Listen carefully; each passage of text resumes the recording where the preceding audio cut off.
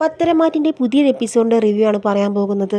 അങ്ങനെ നയന ഓഫീസിലേക്ക് പോകുന്നത് അഭിക്കും ജലജയ്ക്കും ഒന്നും ഒട്ടും ഇഷ്ടമായില്ല. ആദർശനും നയനിക്കുമാണ് എല്ലാം കിട്ടുന്നത്, തനിക്കൊന്നും കിട്ടുന്നില്ല എന്ന് പറഞ്ഞ് അഭി വിഷമിക്കുന്ന സമയത്ത് ജലജ പുതിയൊരു പ്ലാനുമായിട്ട് വരുന്നുണ്ട്. ദേവേടത്തി കരൽ കൊടുത്ത കുട്ടിയെ കാണാൻ ഒരുപാട് ആഗ്രഹിക്കുന്നുണ്ട്. ദേവേടത്തി കരൽ കൊടുത്ത പെൺകുട്ടിയാണെന്ന് പറഞ്ഞ് എങ്ങനെയെങ്കിലും ഒരു കുട്ടിയെ സംഘടിപ്പിക്കണം, അങ്ങനെ കുറേ പണം തട്ടിയെടുക്കണം. അത് രണ്ടുപേരും കൂടി പ്ലാൻ ചെയ്യുന്നുണ്ട്. അങ്ങനെ അത് നടപ്പിലാക്കുകയും ചെയ്യുകയാണ്. ആ എപ്പിസോഡിൻ്റെ വിശേഷങ്ങളാണ് പറയാൻ പോകുന്നത്. അങ്ങനെ അഭിയും ജലജയും കൂടി സംസാരിക്കുകയാണ്. ആദർശന് എല്ലാ സൗഭാഗ്യങ്ങളും കിട്ടുന്നുണ്ട്. ആ സമയം അഭി പറയുന്നുണ്ട്, അമ്മേ എനിക്ക് കുറച്ചൊക്കെ പണം കിട്ടിക്കൊണ്ടിരുന്നതാണ്, അതില്ലാതാക്കിയത് ആദർശേട്ടനാണ്.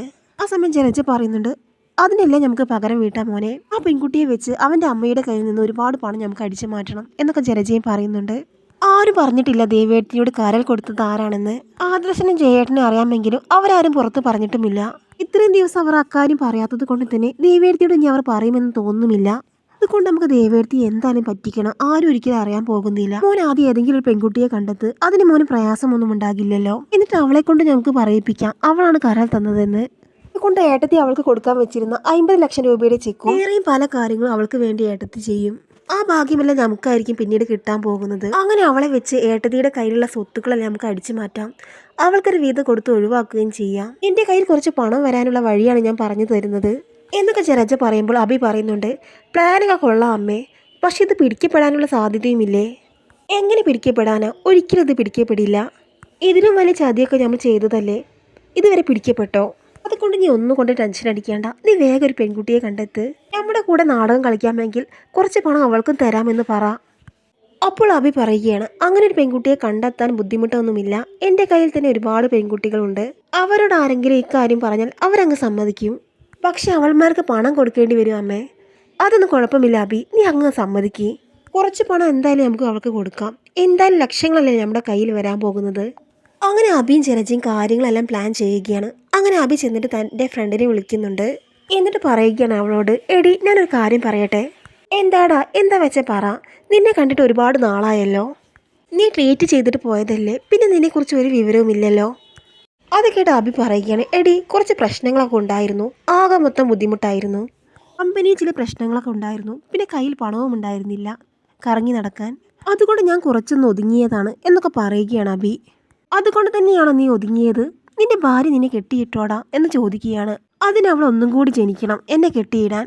ഈ അഭി ഇപ്പോഴും ഫ്രീ ബേഡായിട്ട് തന്നെയാണ് നടക്കുന്നത്.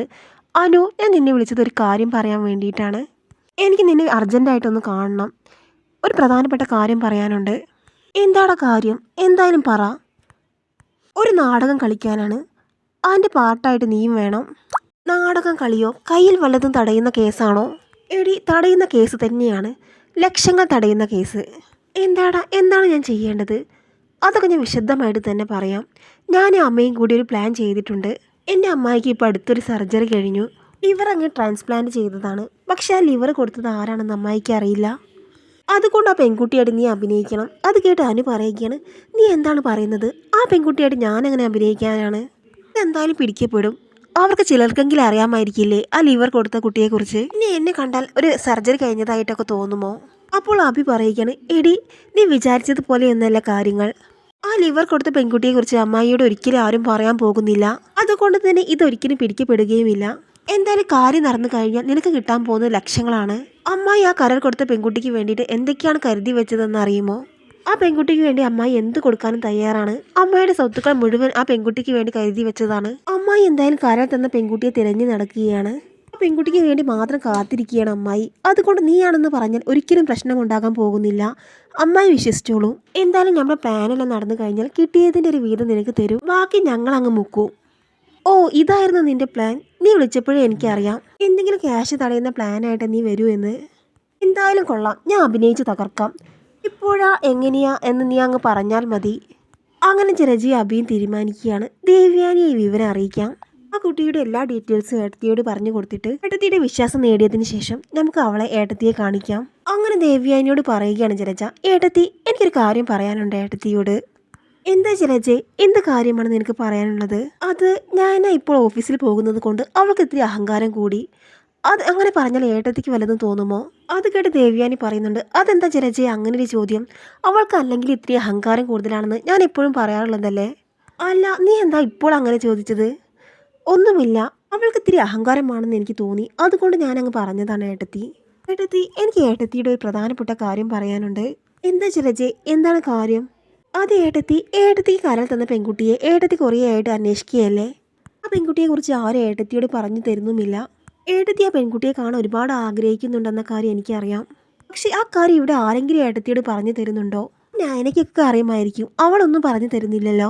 ഏട്ടത്തിയുടെ വിഷമം കണ്ടപ്പോൾ എങ്ങനെയെങ്കിലും ഏട്ടത്തിക്ക് ആ പെൺകുട്ടിയെ കാണിച്ചു തരണമെന്ന് ഞങ്ങൾക്ക് തോന്നി. അങ്ങനെ ആ പെൺകുട്ടിയെക്കുറിച്ച് ഞാനും അബിയും വിശദമായി തന്നെ അന്വേഷിച്ചു. അബിക്ക് കുറച്ച് ഫ്രണ്ട്സൊക്കെ ഹോസ്പിറ്റലിലുണ്ട്. അങ്ങനെ അബി അവരോടൊക്കെ കാര്യങ്ങളെല്ലാം അന്വേഷിച്ചു. അബി ഒരുപാട് ദിവസമായിട്ട് ഈ അന്വേഷണത്തിൽ തന്നെയായിരുന്നു.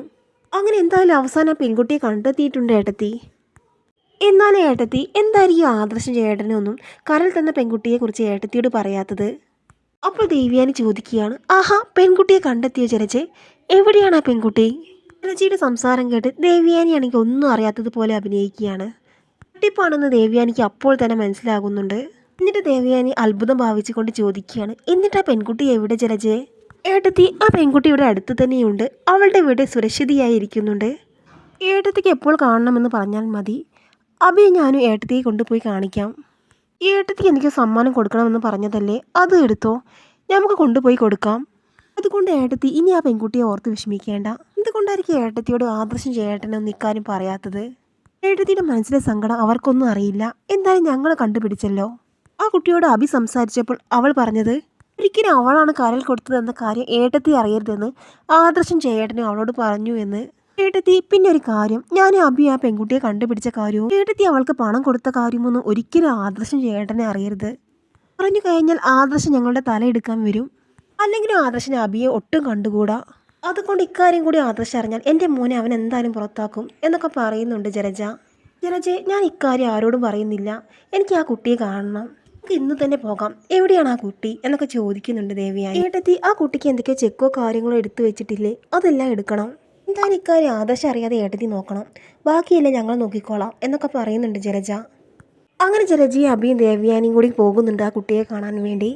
അങ്ങനെ പോകുന്ന വഴിക്ക് ദേവ്യാനി ചോദിക്കുന്നുണ്ട്. എവിടെയാണ് ജലജ കുട്ടിയുടെ വീട്? ഇവിടെ അടുത്ത് തന്നെയാണോ? ഇവിടെ അടുത്ത് തന്നെയാണ് ഏട്ടത്തി, ഒരു 5 മിനിറ്റും കൂടി പോയാൽ മതി. അപ്പോൾ തന്നെ ഏട്ടത്തിക്ക് കൊടുക്കാനുള്ളതെല്ലാം ആ കുട്ടിക്ക് കൊടുക്കാം. ആ സമയം ദേവ്യാനി മനസ്സിൽ ചിന്തിക്കുന്നുണ്ട്. അമ്പാടി കള്ളി, നിന്റെ കള്ളത്തരങ്ങളെല്ലാം ഞാൻ പൊളിച്ചു തരാം. തട്ടിപ്പിന് കൈയും കാലും മുളച്ച 2 എണ്ണം എന്നെ പറ്റിക്കാൻ വേണ്ടി ഇറങ്ങിയിരിക്കുക. ഇപ്പോൾ തന്നെ നിങ്ങൾ 2 പേരുടെയും കള്ളത്തരം ഞാൻ പൊളിച്ചു തരാം. അങ്ങനെ ചെറിയൊരു വീടിൻ്റെ മുന്നിൽ കാറ് നിർത്തുന്നുണ്ട്. അങ്ങനെ അബി പോയി ഡോറ് മുട്ടുന്ന സമയത്ത് ഒരു പെൺകുട്ടി വന്ന് വാതിൽ തുറക്കുന്നുണ്ട്. അങ്ങനെ ആ പെൺകുട്ടി ചിരിച്ചുകൊണ്ട് ചോദിക്കുന്നുണ്ട്. അല്ല സാറോ, എന്താണ് സാർ വന്നത്? അങ്ങനെ അബി ദേവ്യാനിയെ അകത്തേക്ക് വിളിക്കുന്നുണ്ട്. എന്ത് പറയുകയാണ്? അനു, അനു, നീ ഈ മേഡത്തിനാണ് കരൾ കൊടുത്തത്. ഈ മേഡത്തിനാണ് കരൾ കൊടുത്തതെന്ന് എനിക്കറിയാം. പക്ഷേ ഈ മേഡത്തിനെ കാണാൻ ഞാൻ പോയില്ല. കാരണം എൻ്റെ കരൾ ദാനം ചെയ്തതാണ് ഞാൻ. തിരിച്ച് പാരിതോഷികമൊന്നും ഞാൻ ആഗ്രഹിക്കുന്നില്ല. അതുകൊണ്ടാണ് പണം തരാമെന്ന് പറഞ്ഞപ്പോൾ ഞാൻ വേണ്ട എന്ന് പറഞ്ഞത്. അതുമാത്രമല്ല, മേഡത്തിൻ്റെ മോനും ഭർത്താവും എല്ലാം പറഞ്ഞു ഇക്കാര്യം ആരോടും പറയണ്ട എന്ന്. പക്ഷേ മേഡം, ഇപ്പോൾ എനിക്ക് പണത്തിന് നല്ല അത്യാവശ്യമുണ്ട്. പക്ഷേ എൻ്റെ കരൾ ഞാൻ ദാനമായി കൊടുത്തതാണ്. അതുകൊണ്ട് എത്ര ബുദ്ധിമുട്ടുണ്ടെങ്കിലും അതെല്ലാം സഹിച്ച് ജീവിക്കുകയാണ് ഞാൻ. ഒരിക്കലും മേഡത്തിൻ്റെ അടുത്ത് വന്ന് ഞാൻ പണം ചോദിക്കില്ല. അത് കേട്ട് ജലജ അതിൻ്റെ ഇടയിൽ ഇടപെട്ട് പറയുന്നുണ്ട്. മോളെ, നീ എന്താണ് ഇങ്ങനെയൊക്കെ പറയുന്നത്? നിനക്ക് എന്ത് ബുദ്ധിമുട്ടുണ്ടെങ്കിലും ദേവിയെടുത്തി പണം തരും. അതുകൊണ്ട് മോളൊന്നും പേടിക്കേണ്ട, എല്ലാ കാര്യങ്ങളും ഏടത്തി നോക്കിക്കോളും എന്നൊക്കെ ജലജ അതിനിടയിൽ പറയുന്നുണ്ട്. അപ്പോൾ അത് കേട്ട് ദേവ്യാനി പറയുന്നുണ്ട്. ഞാൻ ഈ കുട്ടിയെ സഹായിക്കാൻ വേണ്ടി തന്നെയാണ് ഇങ്ങോട്ട് വന്നത്. ഞാൻ എന്തായാലും ചെയ്യും എന്നൊക്കെ പറയുന്നുണ്ട്. എന്നാൽ ഏട്ടത്തി ഒന്നും ആലോചിക്കേണ്ട, ആ പണത്തിൻ്റെ ചെക്ക് ഈ മോൾക്ക് കൊടുക്ക്. നീ എന്തൊക്കെയാണ് ജലജ ഈ പറയുന്നത്? 50 ലക്ഷം രൂപയുടെ ചെക്ക് ഈ മോൾക്ക് കൊടുക്കാൻ വേണ്ടി ആദർശിൻ്റെ കയ്യിൽ ഞാൻ കൊടുത്തു വിട്ടിട്ടുണ്ടല്ലോ. അപ്പോൾ ആ കുട്ടി നെട്ടനോടെ പറയുന്നുണ്ട്. അയ്യോ, എൻ്റെ കയ്യിലുണ്ടായിരുന്നു. എവിടെയാണെന്ന് വെച്ചതെന്ന് എനിക്ക് ഓർമ്മയില്ല. നോക്കട്ടെ, ആ ചെക്ക് ഇവിടെ എവിടെയെങ്കിലും ഉണ്ടാകും എന്നാ പെൺകുട്ടി പറയുന്നുണ്ട്. ഉണ്ടെങ്കിൽ വേഗം എടുത്തു കൊണ്ടുപോവാ, അടുത്ത ദിവസം തന്നെ ഞാൻ പണം എടുത്തു തരാം. എനിക്ക് എടുക്കാൻ ബുദ്ധിമുട്ടാണെങ്കിൽ ഞാൻ എടുത്തു തരാം എന്നൊക്കെ ദേവ്യാനി പറയുന്നുണ്ട്. എനിക്കൊരു ബുദ്ധിമുട്ടുമില്ല മാഡം, ഞാൻ തന്നെ പോയി എടുത്തോളാം എന്ന പെൺകുട്ടി പറയുന്നുണ്ട്. ഒരു പരിഹാസ ചിരിയോടെ ദേവ്യാനി പറയുന്നുണ്ട്. എങ്കിൽ ശരി, അടുത്ത ദിവസം തന്നെ മോള് പോയി അത് എടുത്തോളൂ. ആ സമയം താങ്കളുടെ പ്ലാനെല്ലാം ആകെ പൊട്ടിപ്പൊളിഞ്ഞ അവസ്ഥയിൽ നിൽക്കുകയാണ് അബിയും ജലജയും. ആ സമയം അബി പറയുന്നുണ്ട്. അമ്മേ, പ്ലാനെല്ലാം ആകെ പൊളിഞ്ഞല്ലോ. അങ്ങനെ ആ കുട്ടിയുടെ നന്ദിയെല്ലാം പറഞ്ഞ് ദേവ്യാനി തിരിച്ചു പോകുന്നുണ്ട്. അങ്ങനെ പോകുന്ന വഴിക്ക് അബി പറയുന്നുണ്ട്. അമ്മായി, വളരെ മോശമായി. ആ കുട്ടി ചെയ്തത് വളരെ വലിയൊരു കാര്യമാണ്. അമ്മായിയുടെ ജീവൻ രക്ഷിച്ചത് ആ കുട്ടിയാണ്. അതുകൊണ്ട് 50 ലക്ഷം രൂപയിൽ ഒതുക്കിയത് ഒട്ടും ശരിയായില്ല. അവൾക്ക് ഒരുപാട് പണവും സ്വർണവും ഇനിയും അമ്മായി കൊടുക്കണം എന്നൊക്കെ പറയുന്നുണ്ട് അബി. ആ സമയം ദേവ്യാനിക്ക് ദേഷ്യം വന്നിട്ട് പറയുന്നുണ്ട്. ഒന്ന് വണ്ടി നിർത്തുമോ? എനിക്കൊരു കാര്യം പറയാനുണ്ട്. എന്താ അമ്മായി, എന്താ കാര്യം എന്നൊക്കെ അബി ചോദിക്കുമ്പോൾ പറയാം, നീ ആദ്യം വണ്ടി നിർത്ത്. അങ്ങനെ അബി വണ്ടി നിർത്തിയ ശേഷം ദേവ്യാനി പറയുന്നുണ്ട്, രണ്ടെണ്ണം കൂടുതൽ വിളച്ചിലുമായിട്ട് എൻ്റെ അടുത്തേക്ക് വരണ്ട. അനന്തപുരി നിങ്ങൾ കാട്ടിക്കൂട്ടുന്നതെല്ലാം ഞാൻ അറിയുന്നുണ്ട്. നിങ്ങൾ നാടകം കളിച്ചതാണെന്ന് എനിക്കറിയാം. നിങ്ങളെ നാടകം നേരിട്ട് കാണാമെന്ന് കരുതിയാണ് ഞാൻ ഇതുവരെ ഒന്നും മിണ്ടാതിരുന്നത്. നിങ്ങളൊരു കാര്യം മനസ്സിലാക്കണം, ഞാൻ എനിക്ക് കലം തന്ന പെൺകുട്ടിയെ ഞാൻ കണ്ടെത്തി. പക്ഷേ ഇതുവരെ ഞാൻ പുറത്ത് പറയാതിരുന്നതാണ്. ആ കുട്ടി ആരാണെന്ന് ഞാൻ നിങ്ങളോട് പറയില്ല. ആ കുട്ടിക്ക് വേണ്ടതല്ല ഞാൻ ചെയ്ത് കൊടുക്കുന്നുമുണ്ട്. അതുകൊണ്ട് നിങ്ങളെ ഒന്നും ബോധിപ്പിക്കേണ്ട ആവശ്യം എനിക്കില്ല. അതുകൊണ്ട് ഇനി മുതൽ ഇതുപോലത്തെ നാടകമായിട്ട് എൻ്റെ അടുത്തേക്ക് വരരുത്. അച്ഛന് വിവരം അറിഞ്ഞാൽ എന്താവും സ്ഥിതിയെന്ന് നിങ്ങൾക്കറിയുമോ? ഏട്ടത്തി, ഞാൻ അതൊന്നും ആലോചിച്ചല്ല. പിന്നെ ഏട്ടത്തിയുടെ വിഷമം മാറിക്കോട്ടെ എന്ന് കരുതിയാണ്. അങ്ങനെ എൻ്റെ വിഷമം മാറ്റം ചിരച്ച് നോക്കേണ്ട. ഇനി ഇതുപോലുള്ള പ്ലാനുമായിട്ട് വന്നിട്ടുണ്ടെങ്കിൽ എൻ്റെ ശരിക്കുള്ള സ്വഭാവം നിങ്ങൾക്കറിയും. അങ്ങനെ ആകപ്പാടെ നാണം കെട്ട് നാറി നിൽക്കുകയാണ് അബിയും ജലജയും. അങ്ങനെ തിരിച്ചു പോകുന്ന വഴിക്ക് അബിയെ ആ പെൺകുട്ടി വിളിക്കുന്നുണ്ട്. അങ്ങനെ അബി ഫോൺ എടുക്കുകയാണ്. എടാ, ഇങ്ങനെ നാടകം കളിച്ചാൽ നീ പണം തരാ എന്നല്ല പറഞ്ഞത്. എനിക്കുള്ള പണം താടാ. എൻ്റെ പ്ലാനൊന്നും നടക്കാതെ ആകെ കലിത്തുറി നിൽക്കുന്ന അബിയെ കാണിച്ചുകൊണ്ടാണ് ഈ എപ്പിസോഡ് അവസാനിക്കുന്നത്.